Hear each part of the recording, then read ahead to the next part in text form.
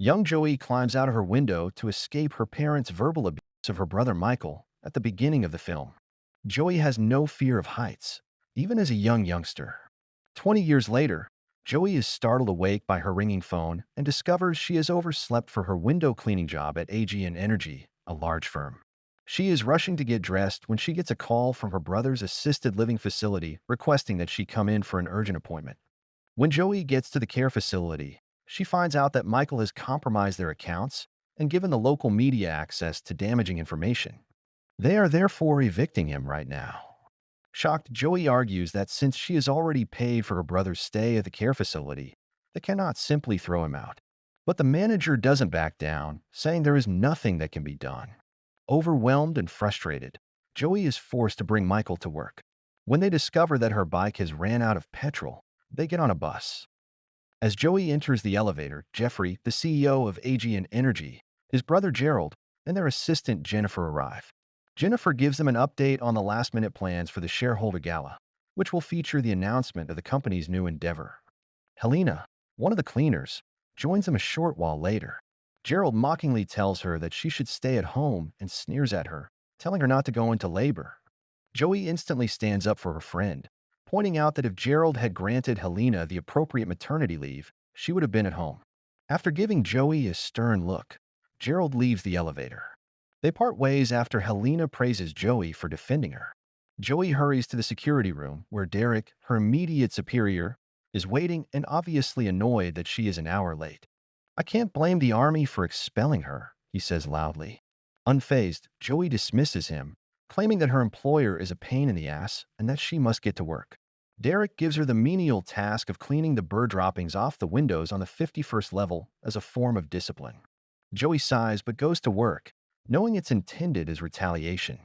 Noah, a friend and fellow cleaner, joins her while she cleans. He is aware of Joey's complex family background, and she tells him about Michael being expelled from the assisted living facility once more for disclosing their dishonest behavior. Noah inquires about her brother's well-being out of concern. Michael is all right, Joey tells him, adding that he's downstairs with Ron. But Michael becomes agitated in the lobby, and he takes advantage of Ron's brief absence to deal with visitors parking in a prohibited place. Meanwhile, Gerald makes a call to his assistant, asking her to take care of the window cleaner who disrespected him. Jennifer promises to get in touch with Joey's boss. Gerald and Jeffrey get ready for a television appearance in which Jeffrey extols the virtues of AG Energy's leadership in the industry by producing and delivering sustainable energy for a cleaner future. Joey and Noah are outside, still washing the windows. Noah reflects on the transient nature of existence and how insignificant they are in the greater scheme of things. Noah tells Derek to tell Joey to put on her earpiece after hearing him from his earpiece at that very moment. Derek chastises her for upsetting Gerald when she does. Joey just responds that Gerald was being a dick, unconcerned. Derek advises her to return to her work and cease chatting. Before bidding Joey go, Noah instructs her to look after her brother when his shift comes to an end. Workers inside get the hall ready for the event by setting up flowers and beverages. Joey is still working when night falls, and she is taken aback by Michael's unexpected arrival. She is irritated and orders him to return downstairs, saying that she will finish in a few minutes. But Michael lashes out at her, feeling angry and uncontrollable, and accuses her of constantly attempting to manipulate him. Then he furiously storms off. Derek responds that she still has an hour left when Joey tells him she has finished her task. Derek tells her to wait, despite her argument that she must go retrieve her brother. The event, meanwhile, starts off smoothly. The actors will be arriving shortly, Jeffrey is told, and Gerald was seen leaving with a woman the last time anyone saw him. A few moments later, a black SUV arrives, and a number of men wearing masks emerge. As she completes her task, Joey asks Derek to turn on the elevator.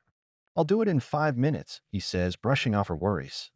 The men in masks arrive for the gala. After Jeffrey completes his speech, Jennifer tells the planned performers to be ready and chastises them for being late. Jeffrey welcomes the crowd enthusiastically on stage and engages the stockholders with humor. Derek and the other staff members are shot when more disguised individuals break into the security room. Joey, frightened, asks Derek to pull her up in a panic, not realizing the chaos inside. Z, a woman, takes over the security system. One of the masked men begins clapping mockingly as Jeffrey goes on to discuss AG Energy's dedication to sustainability. Then he makes fun of Jeffrey for not keeping a single word of his speech. After giving the woman a signal, she tosses a bottle at him, which he quickly hurls into a wall, causing a gas to start spreading across the space. The drink bottles turned out to be a hoax. They are spewing the enigmatic gas. One by one, the visitors start to collapse as the gas fills the air. The assailants have oxygen masks on hand. Michael realizes the danger and flees while Joey, who is still outside the building, discovers the odd gas flowing inside. The assailants begin by sorting the frequent visitors from Aegean's board of directors and then giving them oxygen masks. Z informs her supervisor that all exits are locked and that the fairy dust, a code term for anesthetic gas, will wear off in 4 hours. The disguised individuals posing as the Earth revolutionaries are actually EOT tapes, it turns out. Joey tries to use her rope to climb back up, but it's not easy.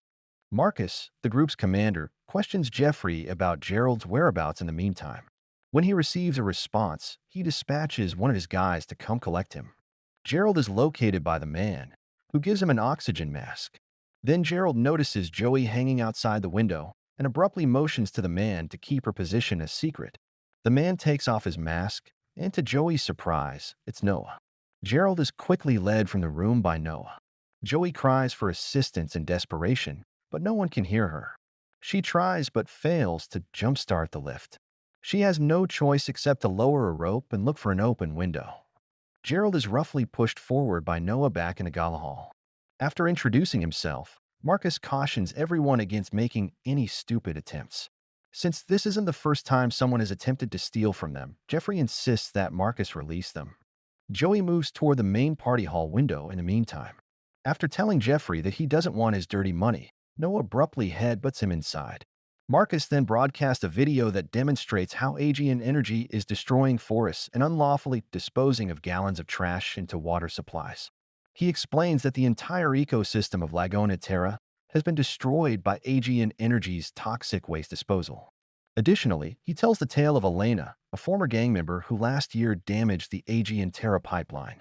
She intended to use her trial to reveal the corrupt actions of Aegean Energy after being jailed. But the trial never took place because she was viciously stabbed in her cell before she could testify. The entire affair was minimized by the board of directors.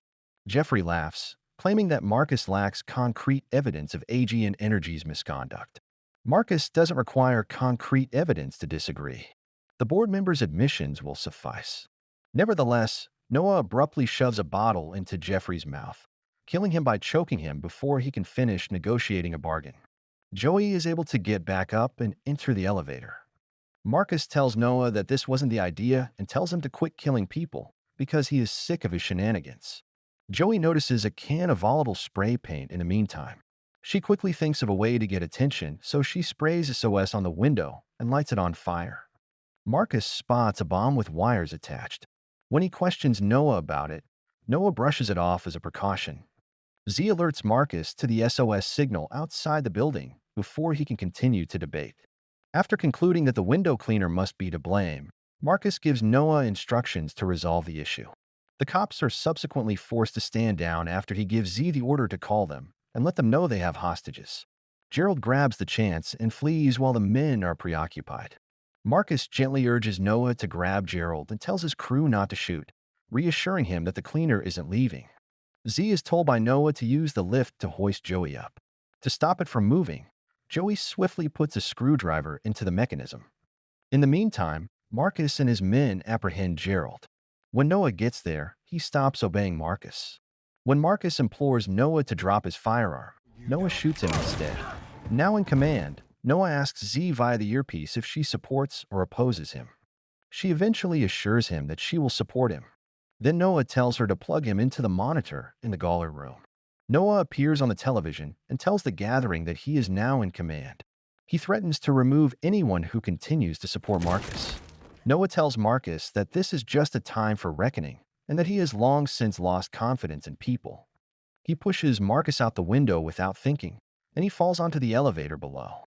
After that, Noah takes down Jeffrey by shooting him in the leg. The chopper has been hovering outside, Z tells Noah. Joey tries to seize Jeffrey's rifle when she spots it, but the lift abruptly drops and hangs precariously on the edge. She is able to accept it in spite of the risk. Her brother surprises her by showing up, but he immediately ducks away when he sees Noah coming out of the elevator. Joey responds to Noah's remorseful statement that she shouldn't be here by pointing out Derek's character. He says it's nothing personal when she asks him why he kills people. Then, inquiring as to if her brother is still present, he inserts him into the discussion. Noah doesn't believe her when she lies and claims that Michael has departed.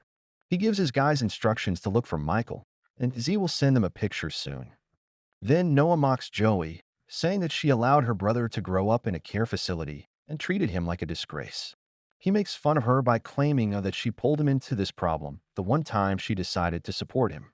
Unfazed, Joey threatens to terminate Noah if he doesn't stop touching her brother.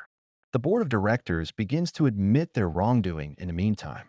The energy minister, Dennis, acknowledges that she took a bribe a year ago to stop the Aegean energy probe. During all of that, Z tells Noah that although the police are already swarming the neighborhood, they still need time to extract confessions from everyone. Joey tells Noah that she mistakenly believed they were friends. Reminding her that friends always support one another, he replies that he did too. He then threatens to kill Helena unless she abandons the silencer and runs the full clip down the street. Joey has no choice but to shoot into the street, causing pandemonium without hurting anyone. Joey becomes the object to the helicopter's lock. Aegean Tower is under siege, according to news reports. Z is content that Joey is now the center of attention for the police and media. Noah gives Z instructions to move $32 million from the Milton brothers' account into Joey's account in an effort to further confuse them. Inspector Khan, meanwhile, briefs Superintendent Claire Hughes on the prominent hostages within the building, including the Minister of Energy. As of yet, no demands have been made. Khan tells her that Joanna Locke, a window cleaner with a problematic past, has been identified as the shooter. She was a previous member of SRR who departed after attacking a squad mate, despite having passed Marine selection. She also takes medicine and has a history of instability. Claire requests additional background checks that include her bank and social media accounts. When Roy, a policeman, shows up, Claire informs them that they must get in touch with the gunman. She adds that Joey wouldn't have bothered to write SOS on the window if she really wanted to kill people. She would have done it by now. According to Khan, Joanna Locke's account has just received a $32 million deposit. In a desperate attempt to get a phone from Marcus, Joey begs the cops that she is not with them. The officers are told not to shoot by the sergeant. Joey loses her equilibrium during the battle and hangs precariously from the edge. She connects to Superintendent Claire after dialing 911. Joey implores them not to shoot her and informs her that she is not with them. They won't, Claire tells her. Claire asks Noah over the phone if he is in charge. He affirms that he is and tells her that the building will blow up if his pulse stops. He laughs when Claire begs him to free the hostages, accusing them of being parasites who are depleting the planet's resources. He expresses his hatred for them and his belief that they would be better off dead. Noah then alerts Claire after spotting 5 officers outside. She promptly tells them to go, unaware of their presence, but Noah murders them nevertheless. Claire screams in frustration at Officer Roy, who killed the 5 guys. The situation becomes unmanageable. When Claire phones Joey, she tells her that Noah has set a time bomb and they are unable to enter. Joey is their only hope. Claire is asked by Joey if she should be aware of anything regarding Noah. Claire replies that he is now overseeing things from the security section and is seeking confessions. Additionally, she warns Joey about the bombs that are currently approaching her. Noah doesn't trust Claire when she tells him that Joanna is dead. Joey requests that Claire have the window broken by the snipers. When they do, she breaks through the window while on the phone with Claire. Joey reveals why she quit the army when asked by Claire. She explains that she was provoked by a man who couldn't handle a woman in the army, and as someone who had an abusive father, she wasn't about to take shit from a stranger. She also voluntarily quit instead of being expelled. After ending the call, Joey, with Michael's help, is pulled to safety. Joey and Michael embrace, relieved. They quickly escape before being discovered. Meanwhile, Gerald finishes his confession, rounding out the last of them. One of Noah's lackeys later confirms that Joey is still alive. Michael, feeling uneasy, is reassured by Joey, who tells him she needs his help hacking Noah's files. He agrees. Michael and Joey hide in a room. She asks him to wait while she slips out to surprise a guard. With quick thinking, she and her brother defeat them. After making sure the admissions go live, Z also makes a video of Noah saying that everyone inside should be dead by the time they watch it. Z tries to flee after realizing Noah is totally insane, but he is shot down. Michael and Joey get control of the security and start moving all the data. She warns Claire over the phone that Noah intends to blow up the whole building. Joey asks Claire to look after her brother, but she promises to entice him out. Joey gets a gun and approaches Noah after making sure Michael is safe. A violent altercation breaks out. She ultimately succeeds in pushing him down and removing the detonation bomb from his wrist. Claire praises Joey for eliminating the threat and requests the drive with the damaging data. Joey says they don't have it, which is a lie. Claire accepts it and moves on. Michael makes the files available online the following day. The story then comes to a conclusion.